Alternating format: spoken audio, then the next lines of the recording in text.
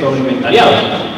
Entonces ajustábamos el contenedor con esas cantidades y enviábamos automáticamente esos informes de carga a nuestros transportadores y ya empezaban a saber anticipadamente cuánto íbamos a despachar.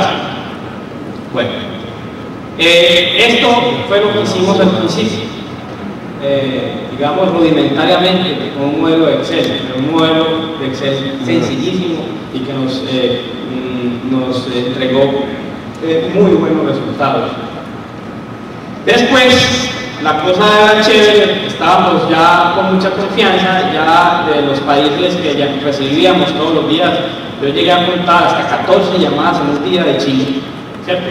Llamando que si la orden ya salió, que si me despacharon esto, que si ya pasaron el pedido, que si está en producción, que si llegó el empaque, ¿cierto? Llamadas, 14 llamadas, no les miento, llegamos a recibir algún día de Chile. Entonces ya las llamadas empezaron a mermar, ya vieron que los productos empezaron a llegar, ya vieron que no estaban teniendo ya los problemas de los agotados, hasta el día de hoy que no recibimos nunca llamadas de nuestros países, excepcionalmente, tampoco nunca.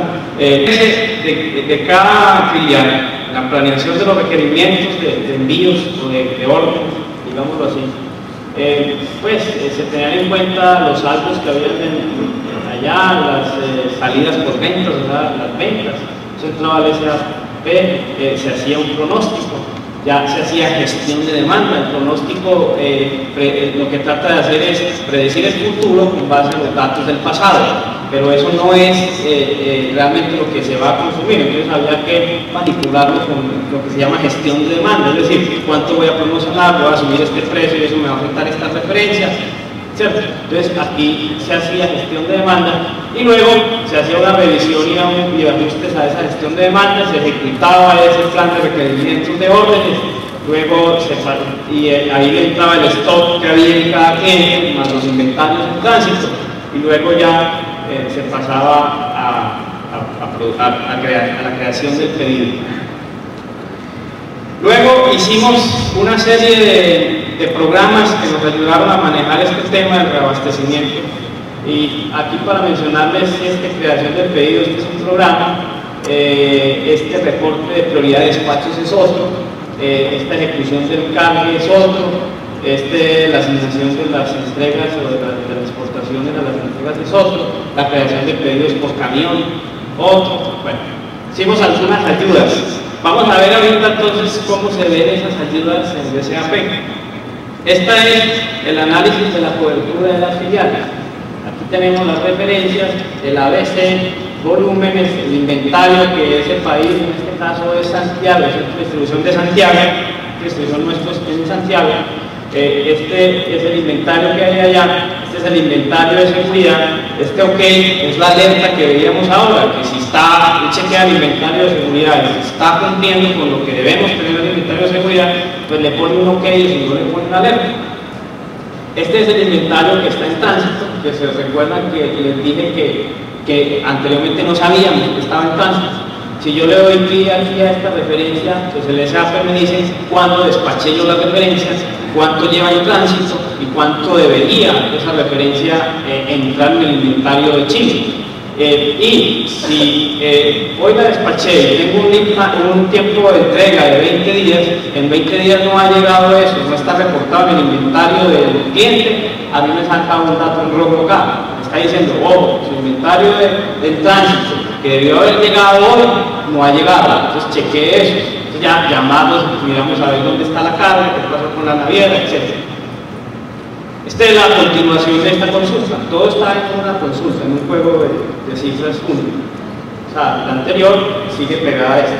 La cobertura en firme. Entonces teníamos, empezamos a bajar la cobertura. Aquí tenemos 37 días de cobertura allá.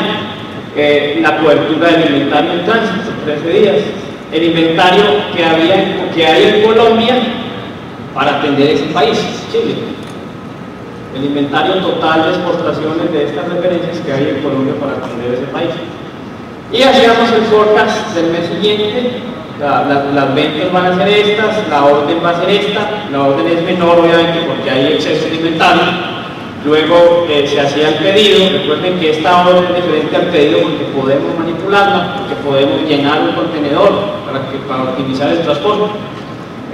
Inventario al final de julio, entonces sabemos cuál va a ser el inventario que el cliente va a terminar este mes, en septiembre, por ejemplo. Y las ventas de agosto, hacíamos las proyecciones para efectos de poder comprar materiales. Y al final tenemos una ventas promedio por día. Estos son los pedidos vigentes y estas son los despachos que hemos hecho. Entonces, para este despacho, cada referencia la estamos cumpliendo a un 100%, 93%, 94%, 100%, etc. Entonces, tenemos todo el rastreo de lo que pasa. Y esto lo vemos nosotros y lo ven ellos. Eso es lo importante. Lo vemos nosotros y lo ven ellos. Bueno, también hicimos este programa de cargas, de ejecución de cargas. ¿Sí? Nos salen estas cajas para despachar. Entonces el programa organiza y dice, mire, en este vehículo despache estas referencias. Luego en el segundo vehículo despache esta. Luego en el tercero despache esta. Y luego queda un vehículo incompleto con todas estas. Entonces él nos dice cuántos vehículos hay que despachar. Aquí hay unas observaciones. Bueno, y esta información se la transmitimos nosotros a nuestro transportador. Y es los indicadores de logística de exportación. Nosotros hacemos unos presupuestos semanales que debemos cumplir para exportar, para cumplirle esos requerimientos de tiempo del cliente. Entonces tenemos este indicador, también lo tenemos mensual, cuánto hemos presupuestado para mandar en el mes y cuánto mandamos. Bueno, eso es entonces las herramientas que utilizamos para hacer este proceso de colaboración. Luego entonces definimos unos factores críticos de éxito que se debían cumplir para que esto funcionara. Esos eran: el modelo únicamente debe ser manipulado por las personas autorizadas. Entonces, no, mercadeo le entra la orden, no, señor, usted no tiene nada que ver con la orden. Cuando usted no tenga inventario en su país, ponga problema, pero cuando no, ¿usted por qué quiere ver órdenes? Fíjese que allá estén vendiendo, ¿cierto? Que en el país haya productos para que vendan. No se fijen qué orden pusieron y qué orden no pusieron. Las órdenes de compra no parten del cliente. Estas cantidades las indicará directamente el modelo, ¿cierto? O sea, la orden parte de nosotros, no del cliente. Nosotros decimos cuánto mandamos y somos los responsables de si allá se agota la mercancía o no se agota, si se puede vender o no se puede vender. La utilización del modelo depende en gran medida de la entrega oportuna de la documentación e información de ambas partes. Clave, para esto es clave dos cosas. Para esto se necesitan dos cosas nada más: conocer el inventario que tenga nuestro cliente y conocer las ventas de nuestro cliente. Sencillo, que se puede mandar por un fax. Eso es importante, que esa información sea verídica. Las personas encargadas de la producción y el despacho no deben entrar en contacto directo con el cliente en ninguna instancia del proceso. Que veíamos, llamaban a la bodega, entonces era el despachador de la bodega hablando con el gerente de mercadeo de un país, preguntando si ya el pedido se había salido, en dónde estaba. Vamos entonces a ver los resultados. Los resultados ya se colocan órdenes de pedido ajustadas a la demanda, las órdenes no se cancelan, se cuenta con un modelo matemático que soporta esas políticas de inventario. Los clientes están comprometidos con el envío de la información requerida para la gestión de ese proceso. Los clientes no modifican las órdenes porque ya no tienen objeto de modificarlas, porque ya no tienen necesidad de modificarlas, simplemente por eso. Los clientes ya conocen muy bien el tiempo de fabricación, el lead time, el proceso y los beneficios de este tema de colaboración. El cliente conoce el valor de los excesos de inventario. Se reduce el efecto del látigo en el pronóstico, se reduce sustancialmente. Una vez se despacha la mercancía, ya tenemos trazabilidad de la misma. El cliente y nosotros sabemos cuánto está en tránsito. Bueno, estos resultados: en Colombia se sabe qué referencias son urgentes de despachar y es posible fabricar primero lo que más necesitamos. Existe planeación en el transporte. Esto es lo más chévere, porque a veces dejamos de últimos al transportista y a veces que le pasamos las ineficiencias y todos los rollos que nosotros tenemos. Entonces ya él también se está organizando porque le pasamos anticipadamente las cosas. Se sabe con tiempo cuántos contenedores se necesitan, posibilitando adelantar su reserva. Es posible distribuir los despachos en los días de la semana para balancear la operación. Entonces ya podemos decir, esto lo despacho el lunes, esto el martes, Chile el jueves, Perú el viernes. Bueno, vamos a ver entonces ya resultados. Yo quiero que se fijen en estos resultados lo que pasó, lo que pasaba antes de agosto y lo que ustedes puedan ver ahí después de agosto, porque en agosto fue que empezamos del 2001 con este proceso de reabastecimiento de nuestros clientes. Estas eran las reprogramaciones de las amarillas. Mire, de 80 órdenes de producción que nosotros le pasábamos a manufactura para que hicieran, todas estas se programaban o faltaban materiales. Miren después de agosto cómo fue. Estos son datos reales. No van a tener ustedes todas sus slides en sus memorias porque pues, es información confidencial, pero no quise cambiar datos para que ustedes tuvieran datos falsos, más bien los compartimos acá. Entonces aquí ya empiezan a ver pues, resultados. Mire esta gráfica muestra lo que nosotros producíamos, que es la primera barra, contra lo que vendíamos, contra el inventario. Esto es total. Entonces miren cómo, miren los inventarios eran más altos de lo que vendíamos, ahí se ve perfectamente. Miren después cómo estas barras se empiezan a juntar, ¿cierto? Se empiezan a juntar. Estas eran las líneas, las curvas de producción mes a mes de una referencia, protectores. Cada línea es una referencia. Ustedes miren cómo eran los tumbos. Esta referencia tenían como 10 meses de inventario, ¿cierto? Entonces, claro, no se pidió. Después de agosto, miren cómo la cosa se aplana. Esta referencia era dando tumbos. Esta se vendía, no se vendía, se vendía, no se vendía. Este es otro bloque de referencias. También igual. Miren, después de agosto, como ahí ya cierta. Y de estas, excesos. Miren los excesos de inventario. Todas las curvas parten arriba y bajan. Y después se estabilizan. Mire esta. Igual. Cada línea es una referencia. Bueno, mire el cumplimiento de la programación de la producción. De 100 unidades que nosotros en logística le decíamos a manufactura que hicieran, ellos hacían estas. Y miren después de agosto. Hay un salto importante. A niveles pues que llegamos a cumplir hasta niveles de 100%. Ahí se ve claramente el beneficio que tuvimos en este tema de planeación de manufactura. La proyección versus los pedidos. Miren cómo la proyección era esta, el pedido que hacían era este y las ventas iban por otro lado. Eran curvas. Miren cómo después de agosto ya se empezaron a juntar. Este es el cuadro que a mí más me gusta. Yo no sé si los de atrás van a poder ver, pero vamos a tratar de explicar esto. Esto es entonces un seguimiento que hicimos a todos los indicadores mes a mes desde que empezamos. El modelo es igual, miren, después de agosto. Este es el inventario que había en Colombia y vamos a tomar elementos únicamente de Chile. Este es Chile. Aquí teníamos entonces 51.000, 44.000, 41.000 y miren después de agosto cómo bajan las cantidades que tenían.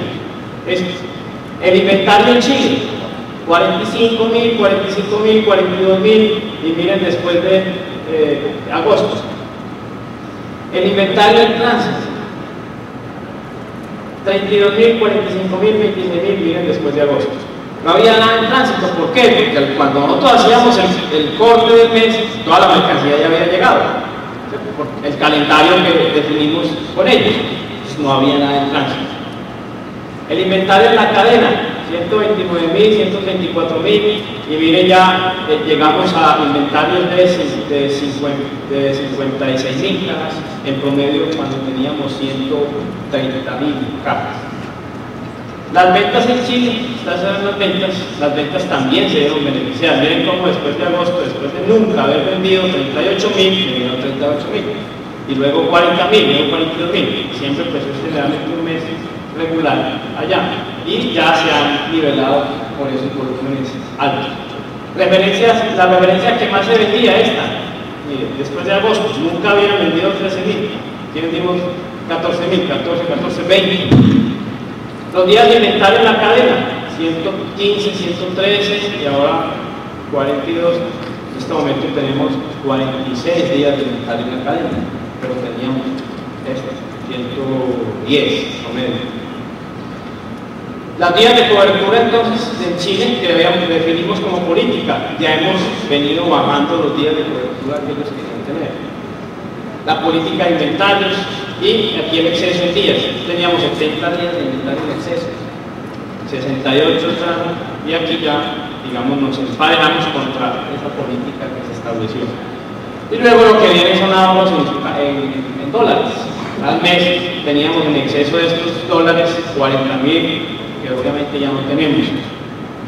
Entonces son resultados que alientan, ¿cierto? Son resultados reales, que cuando uno empieza a verlos se emociona y entonces ya le mete, digamos, más baterías al asunto. Estos son los días de inventario de la fruta, miren cómo bajaron.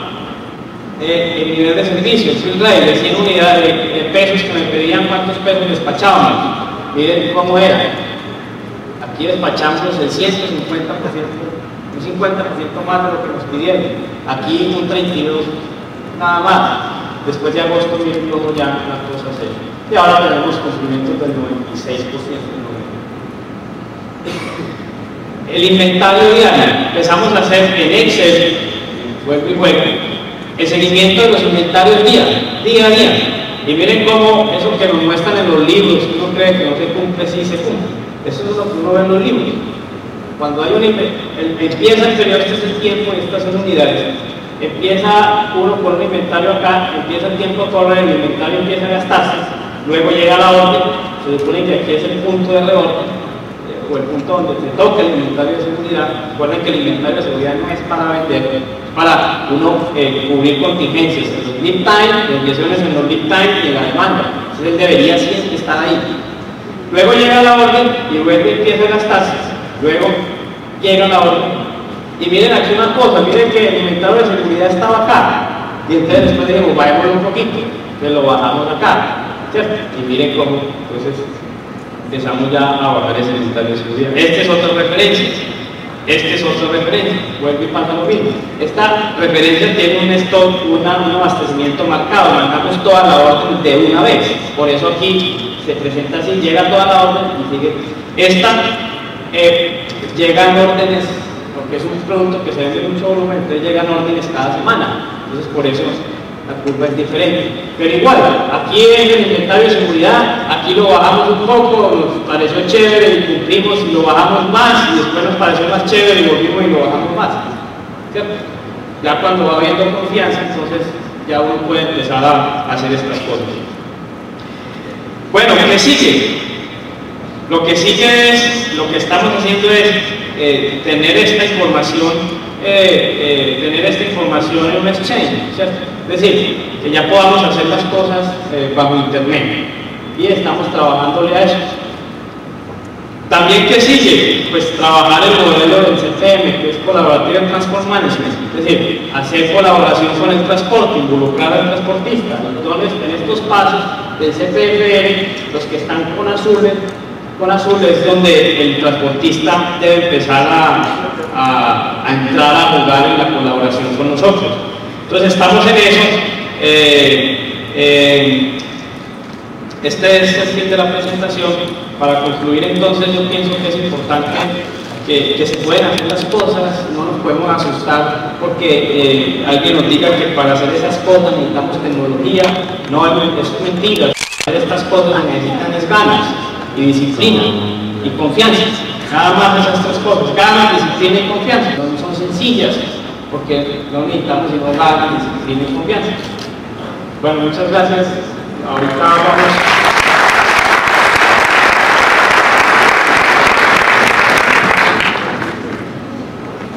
Preguntas lo va a coordinar el doctor Luis Eduardo García, de Productos Alimenticios Noel y miembro del comité organizador. Igual las preguntas son recepcionadas por Productos Alimenticios Noel y miembro del comité organizador. Igual las preguntas son recepcionadas por los miembros de apoyo del comité de la ANI.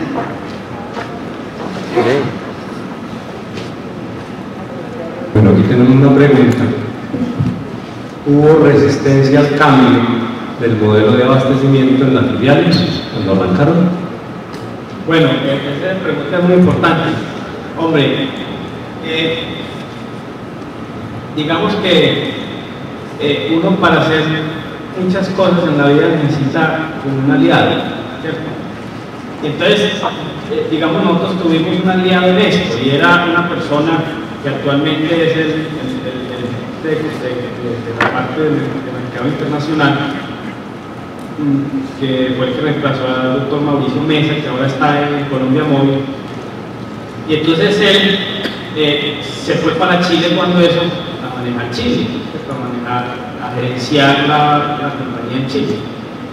Entonces él era, digamos, colega, una persona, y entonces empezamos con él a hacer las cosas. Entonces era muy fácil porque él era, digamos, cuando uno encuentra una persona que es como con el mismo línea de pensamiento de uno, entonces fue muy fácil arrancar por ahí.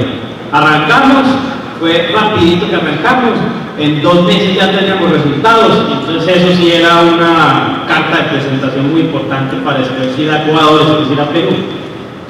Fue así, entonces digamos que en eso tuvimos suerte, porque en estos procesos es muy importante, se presentan mucho esas resistencias. Cuando a usted le van a decir, usted es el que vende, usted no pide, ¿cierto? Eso, que no pide. Si yo soy el que sé cómo se vende, ¿qué se vende? Entonces no encontramos resistencia porque pudimos entregar resultados, mostrar resultados. Muy bien. ¿Cómo es la estructura organizacional de la compañía? ¿Hubo que hacer algunas modificaciones en esta estructura para garantizar el éxito de la alianza de SPFE? Bueno, la estructura de familia, nosotros tenemos una logística, digamos, no totalmente integrada. Nosotros en logística manejamos servicios al cliente, el almacenamiento, el transporte nacional e internacional, las importaciones, las exportaciones y la planeación de factura, pero no manejamos la compra, es decir, la negociación. Si yo iba a decir, no, bajame 10 pesos, no la hacemos. A mí me ponen los productos en la India, en Europa, yo los cojo, los traigo, pero aquí en los negocios. Entonces esa parte no está integrada, el resto todo sí está integrado. Entonces, esa es la estructura. En cuanto a este tema, tuvimos que hacer pequeños cambios. ¿Cuál cambio? Como había que meterle recursos, no podíamos estar haciendo a medias las cosas, pues el único cambio es que se crearon unos cargos que se llaman planeadores de reabastecimiento de las clientes. Entonces, hubo una persona que entró a manejar el modelo que vimos para Chile. Después ya que fuimos